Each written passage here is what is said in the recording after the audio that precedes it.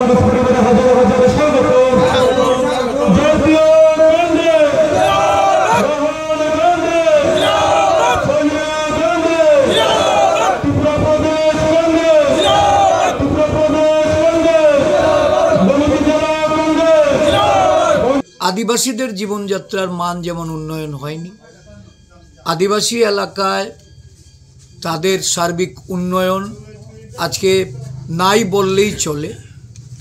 জলের জন্য রাস্তায় আজকে তাদের অবরোধ করতে হয়, স্কুল বন্ধ হয়ে যাচ্ছে, প্রতিনিধিদের তরফ থেকে কোনো রকম বক্তব্য নেই। শিক্ষকের জন্য আজকে স্কুলে গিয়ে তাদেরকে আন্দোলন করতে হয়। স্বাস্থ্যের পরিষেবা একেবারেই তলানিতে, কর্মসংস্থান বিমুখ একটা সরকার পরিচালিত হচ্ছে।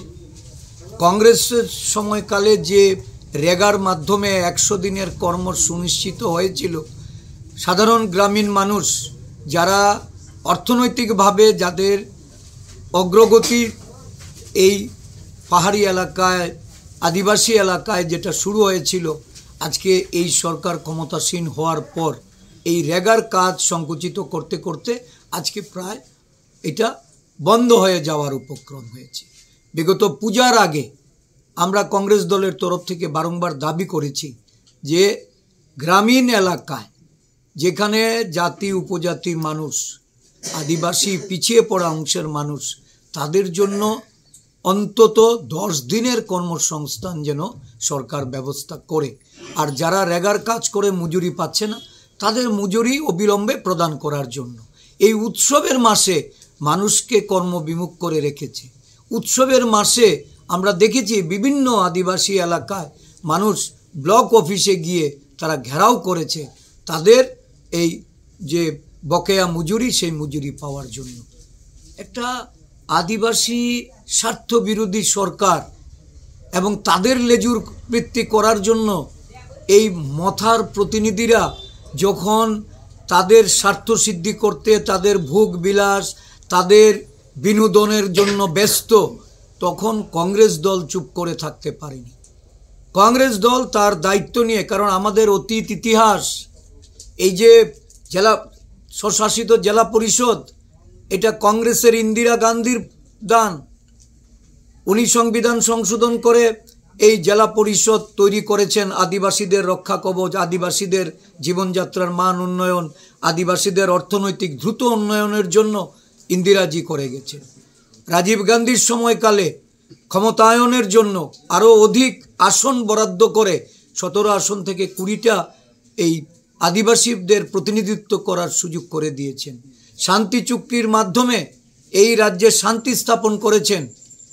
এই রাজ্যের আদিবাসীদের কথা ভাবনায় রেখে সারা দেশের সঙ্গে এই যে আমাদের গ্রামীণ কর্মসংস্থান MGN রেগা, আদিবাসীদের জল জমি জঙ্গলের অধিকার, ফরেস্ট যে রাইট অ্যাক্ট, যেটা বনের অধিকার আইন, এই বনের অধিকার আইন কংগ্রেস সরকার ডক্টর মনমোহন সিংয়ের সরকার প্রদান করেছে। আর আজকে আদিবাসীদের না জমির পাট্টা, না তাদের জল জঙ্গলের কোনো সুযোগ সুবিধা, না তাদের বাসস্থান, সমস্ত মৌলিক অধিকার থেকে তাদেরকে বঞ্চিত করে একটা সরকার ক্ষমতাসীন। সরকার মুখে বলছে আদিবাসীদের উন্নয়ন করছে, আদিবাসী এলাকায় আমরা যখন গিয়ে ঘোরাঘুরি করি উন্নয়নের ছিটে ফুটো আমরা দেখি না।